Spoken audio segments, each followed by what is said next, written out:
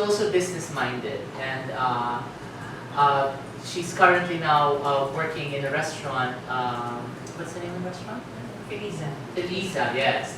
She used to be the chef of Adarna on Kalayaan Avenue. I don't know if you ever got to eat there. It was a very interesting place, full of old photographs. And perhaps others from my generation. You see, when a lesbian writer writes about something taboo, like fingering another woman, one's Catholic girls upbringing screams obscene, but also excitement that someone has penetrated that film of hypocrisy. When a lesbian writer writes about keeping one's feelings secret for decades, shrouded in jokes for fear of losing a friendship, because it is unthinkable to even consider the possibility of love, you can now weep knowing someone understands your feelings perfectly. When a lesbian writer writes about the ironies,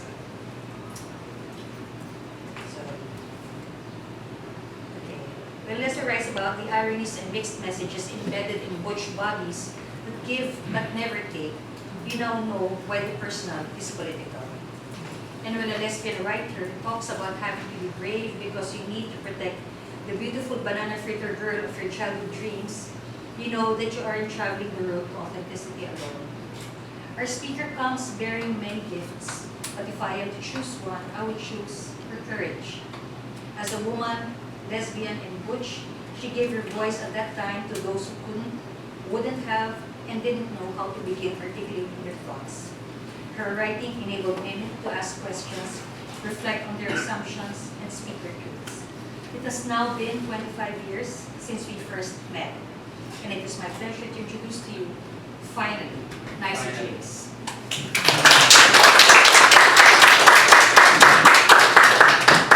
Good morning. A feel of the place and time. But around the time I landed, we were called landed immigrants. I ran right smack into the tail end of the women's movement of the 80s. Women were angry, and angrier still when a year later there was a mass murder of 14 women at the University of Montreal. It was there where 14 women were shot to death and another 14 more were injured. The shooter was a male engineering student who ordered the women and men to opposite sides. He instructed the men to leave. He stated that he was fighting feminism and opened fire at the women. I remember it having a profound effect on me. Man or woman, the killer asked. What would I choose, life or death? Feminism was a big word then. Women was spelled as women with a Y or woman with an O. Chairman was written as chairperson, and even my immediate boss, Chris Twyman, was endearingly called Chris Twyperson. Women were not just crying, burn the bra like in the 60s. They wanted to bare their breasts. And when I was there, going topless became legal. There was also a stronger focus on equal opportunities for immigrants and minorities. And along that line, on women of color and its subcategory, lesbians of color. There were protests on marriage equality, just like what we are having now, and Protestant and liberal church groups were among the most vocal about legalizing same-sex unions, as well as fighting for same-sex spousal benefits. Along this line, my early writings were about allowing same-sex immigration sponsorship, or about the longings of Canadian and immigrant partners for legitimate reunions with their lovers from another country. This was how I started. When my friends learned I was going to speak here, they asked me what I was going to talk about. Did they give you a topic? What will you wear? I said, I don't know. I just presumed it would be about writing. You see, I had never attended a writer's workshop in my life. I see that many of you here are also from the academic world, and I have also never taught writing. I studied writing belatedly in fits of incompetence and insecurity, a short course on writing in Toronto, but I was already published at that time. I don't think the course helped me in my later writings. So what I'm going to talk about now is about my little book, Throw It to the River. Although I had written a few more stories for anthology after its publication, my claim to fame is just one book. I believe I have one more book trapped inside me, but let's forget about that in the meantime. So how did it happen? How did someone shy like me, with no literary ambition, newly arrive in a strange land, a Filipino, unassertive by Canadian standards, with few friends, no money, no book agent, no ability to pitch nor sell, and no body of work to my name? How did I ever get published in a first world country like Canada? I had already explained the social climate in Canada when I arrived. Their hospitality extended, even in limited fashion, to immigrants, straight and gays alike. I don't know if what I accomplished could be duplicated, but I will tell you about it just the same. Before I left for Canada to migrate in 1988 at the age of 30, I was already working for a decade in local newspapers here. I was a Marcos baby. I was 6 years old when he came to power and 28 years old when he was deposed. I worked in both the Crony and Free Press. For 5 years after university, I was a mere research writer for several big business newspapers. Because after all, I was a business graduate, certified public accountant.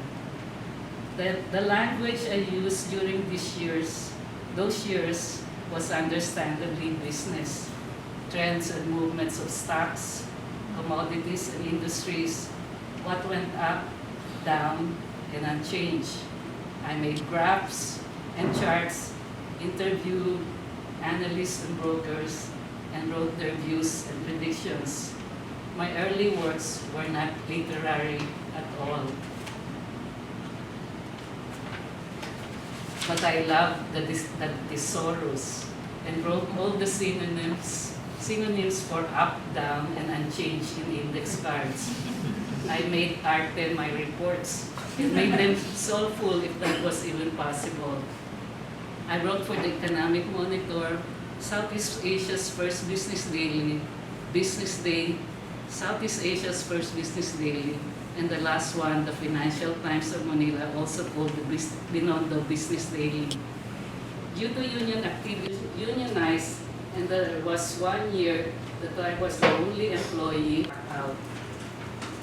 As Saturday approached, I started worrying. What would I read? It had to be short and easy, that could be finished in a few days. Finally, I thought about making an alamat, a fable, because we were good making up how things or words originated. That would be easy.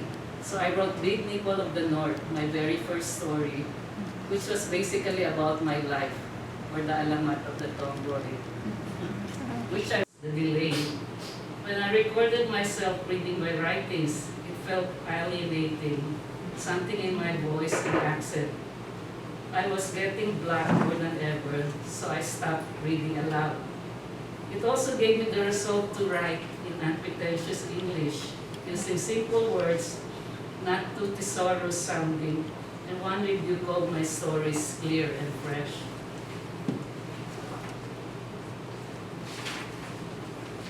Then there was a tip about letting someone else see my manuscript for revisions and suggestions, a third party. I was already a self-deprecating person. If I let someone else critique my work, even a professional or teacher, I knew that feeling of inadequacy would creep up again, and I would stop writing. So I also escaped this middle person. As soon as my self-editing and self-revising were done, I turned them over in its raw form to a Japanese woman editor named Mona Oikawa, a lesbian of color handpicked by Women's Press to be my book editor. Her editing was gently, mostly about catching racist remarks or politically incorrect issues that sometimes got to my writing and other insensitive matters I wasn't too aware as a new immigrant, like calling a white person an enemy and a Chinese a chimp. I read books about basic plots, 7 plots, 9 plots, 12 plots, but they were not working for my characters. A book that helped me, although I don't remember if I discovered it later or during my leave, was Writing the Natural Way. It was about using clusters to organize ideas, topics, or subjects. It became useful in planning and making the flow of the stories fluid.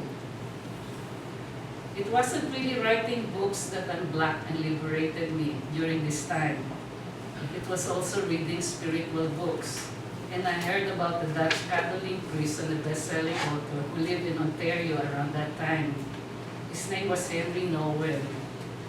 Reading a few of his writings, one particular quote struck me. It was about the most personal being the most universal. It was like an aha moment. He was also gay, but celibate, and although he never wrote about his sexual orientation, he confided his conflict over it in private journals and conversations documented in his biography, Wounded Prophet by Michael Ford. To quote Noem, he said, "Anyone trying to live a spiritual life will soon discover that the most personal is the most universal, the most hidden is the most public, and the most solitary is the most communal. What we live in the most intimate places of our beings is not just for us but for all people. That is why our inner lives are lives for others. That is why our solitude is a gift to our community. And that is why our most secret thoughts affect our common life." When I read this, my writing, my sharing became effortless. I did not anymore agonize whether the Canadians would understand my writings.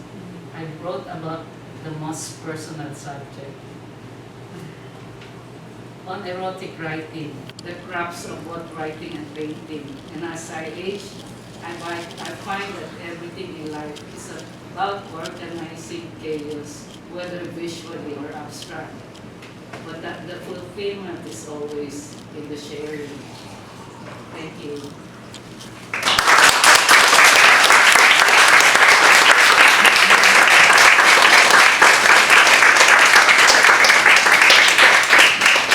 Find it.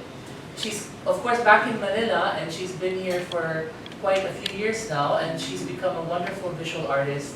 Have you had an exhibit already of your work? You're still doing the panto Christ things? And the icons. The icon, she does generous funding, I'd say, right? More or less, generous funding. Things have changed, nice. And I don't know if my thinking is right, that I feel like it's 1993 Canada right now. In 2019 Philippines. So, I don't know. but the horrific mass murder of those women, that must have been something. You arrive in Canada, and that's like one of the first things that happens, And right? it was clear, male or female. Yeah, you were asked to choose by live or die. Wala pang trans category, so it's like, he was psychologically